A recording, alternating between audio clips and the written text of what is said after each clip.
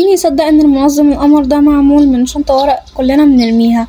عملت لكم النهارده منظم تحفة ده بطريقة سهلة جدا وبسيطة ومش هياخد معاكم اي وقت، بجد بيلم حاجات كتيرة جدا. يلا بينا نشوف. هستخدم شنطة ورق، بعدين هبدأ ان انا اقصها كده عشان استخدم الحجم المناسب في المنظم.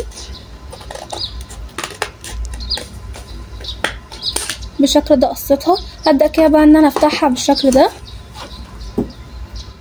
وهستخدم الورق الكرتون ده عشان اعمل بيه جوانب، لان الجوانب هتفضل تتني مني، فهثبت التنايات دي بالكرتون ده عشان ما يتنوش تاني بالشكل ده.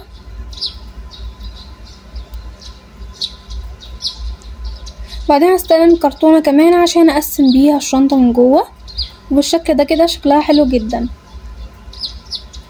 هزينها بفيونكات واحط استرسات. هستخدم بقى ايد الشنطة وهبدأ كده ان انا اقطع الاجزاء السودا دي بالمقص بالشكل ده كده عشان اعمل ايد للمنظم. بعدين هقسم بقى الشريط ده كده لنصين زي ما انتم شايفين اهو. بدأت كده ان انا اتنيه، بعدين هقصه من النص،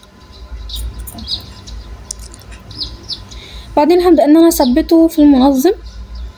وبس كده خلصنا. شفتوا بقى سهل ازاي؟ بجد ما خدش مننا اي وقت، بيلم حاجات كتيرة جدا. غير كده كمان شكله كيوت قوي. تقدروا انتوا تستخدموه لتنظيم الميك اب، او ان انتوا تنظموا بيه ادواتكم، او حتى ممكن تستخدموه للمطبخ.